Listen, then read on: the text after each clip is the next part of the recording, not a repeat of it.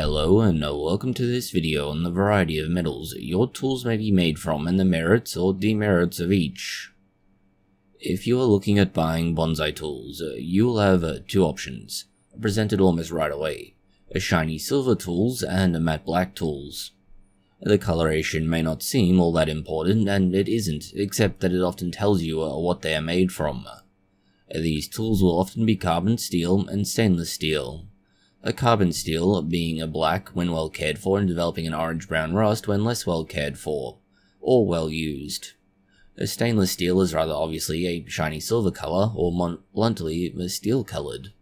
The two types of metal have strengths and weaknesses that may make you more or less willing to purchase them.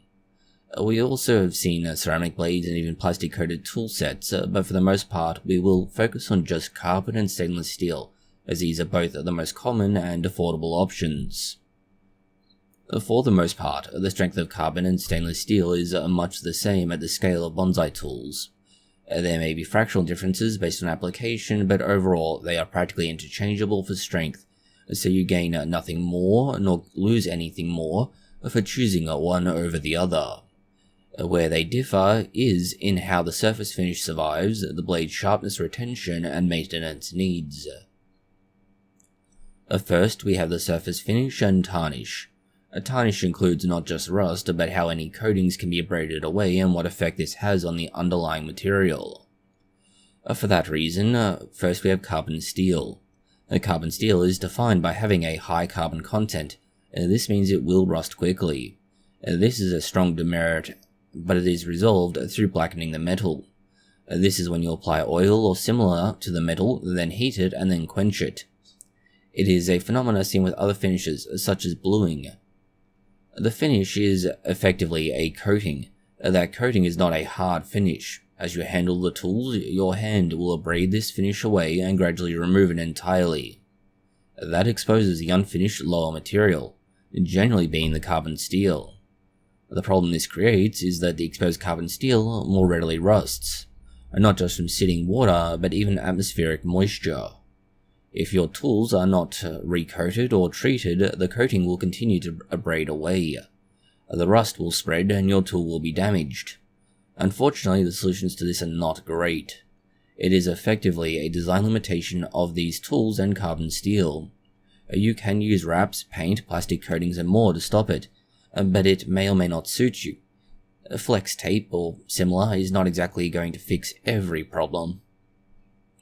By contrast, stainless steel is similar to carbon steel, but it has chromium and nickel added. It also has a much higher carbon content, interestingly enough. Although higher carbon, the addition of chromium and nickel reduces the ability of the stainless steel to rust, hence the name. The reason it does not rust is that the chromium forms a film on the surface of the steel that repairs itself when exposed to oxygen.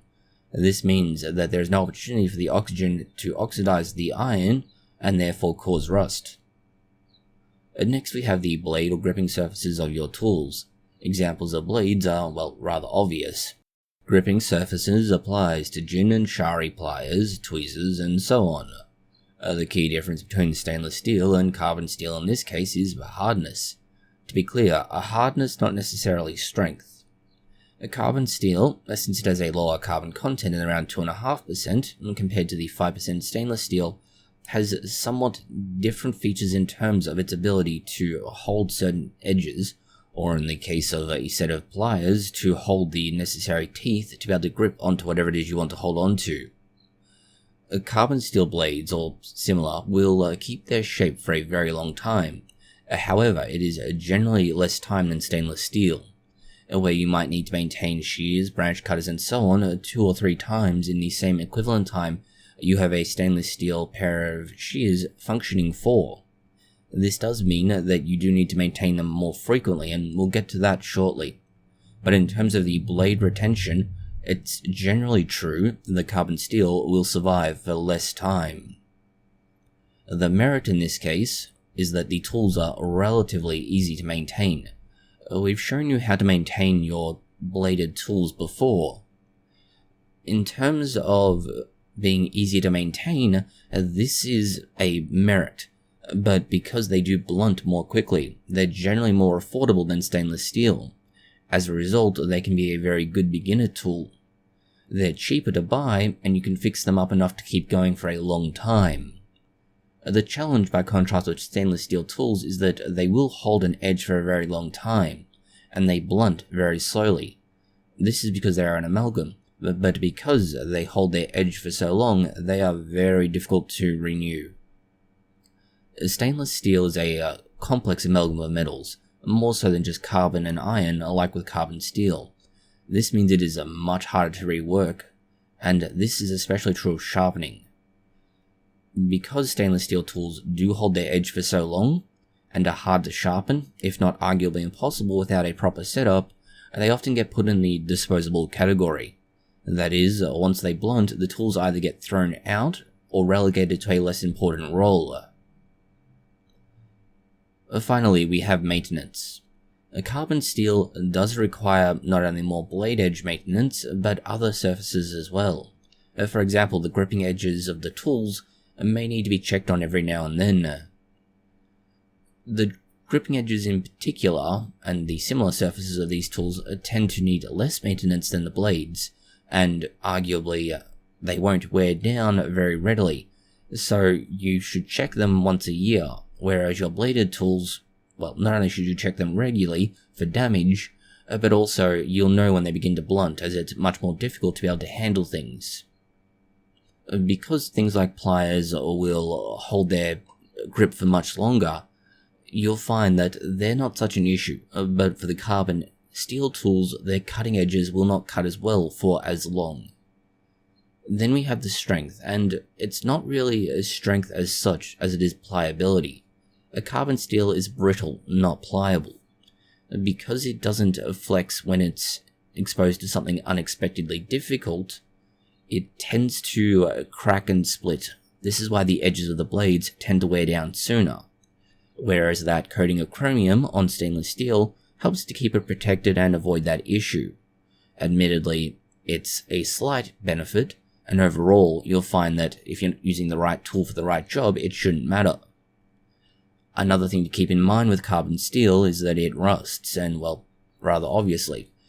This can also be treated with a lubricant in the joint to keep it moving freely, and this will to a certain extent help to avoid the rust problem. Now, we've heard from various people that using different lubricants has benefits. If you're concerned about the possibility that using something like WD-40 or your lubricant of choice will cause problems, you can instead opt for something like a silicone-based lubricant. These are often in an aerosol can. You spray them directly in, and it will form a nice, smooth finish. This shouldn't ever get into contact with your bonsai. As long as you add a small amount of lubricant to the joints, it will help considerably. The other notable downside with carbon steel surface finish is that it does wear quickly. You can do very little to maintain it unless you have access to something that will allow you to heat treat it. And if you are going to heat treat it, this may not be a great idea, as you'll then affect the strength of the bladed edge. By contrast to all this, stainless steel needs little to no maintenance. It will not rust, tarnish, or degrade. However, once it is beginning to wear down, you're going to have a really hard time, well, just trying to get it back to working order. That's one reason why, maintenance-wise, stainless steel requires practically none, but once it gets to the point where it needs it, you're going to have to do a lot of work. In summary, the good things about carbon steel is that it is less expensive, it is at least somewhat wear resistant, it is durable, it's generally safe to handle with no other issues, and it's relatively straightforward to be able to repurpose, renew, and otherwise fix up. The downsides to carbon steel are that it is somewhat more brittle. As a result, it does wear a little more freely, arguably a lot more freely. There is also the fact that, well, it tends to be susceptible, if not arguably very vulnerable to rusting and corrosion. Finally, there is the fact that, depending on the type of finish, you may find that it ends up being a matte black tool, and this may not be aesthetically pleasing. Stainless steel, by contrast, tends to be a lot more beneficial in terms of its merits. It tends to be a lot more temperature resistant, so if you're working in a cold environment or very hot environment, you're not going to have to worry about the tool having issues. You have a very durable tool when buying it, and it requires little maintenance. The edges of the tools should last for a very long time and have very little maintenance effort required. The finishes for these will vary drastically, and you can find that some of the stainless steel tools have very nice finishes. You just have to look for them. In terms of its recyclability, it's not really recyclable, which is more a demerit, and it's one of many. It also tends to cost a lot more, which is another problem. Because it is such a hard metal, it's often very difficult to work, and as a result of trying to maintain it, it can be very difficult. This often means that if you want to sharpen blades, you may need to send them out to someone who can do this for you.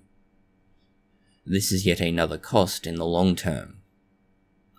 To get the benefits of stainless steel, you do tend to pay more, but in paying more, you do tend to get something that will last for a lot longer without having to touch it. There is, however, a rather large caveat to stainless steel, and that is because when you pay more for stainless steel, and it can be a lot more, you pay for higher quality stainless steel. If it is a cheap stainless steel tool, then you are probably buying an inferior grade of stainless steel. For most people, this won't have much impact, but it is a buyer beware scenario and all that. The cheaper the stainless steel quality, the more likely it is to wear quicker, and the value that you get spending more will diminish considerably. Thank you for watching this video. If you found it interesting, consider liking, sharing, and subscribing. Please do post any comments, questions, or suggestions you have below.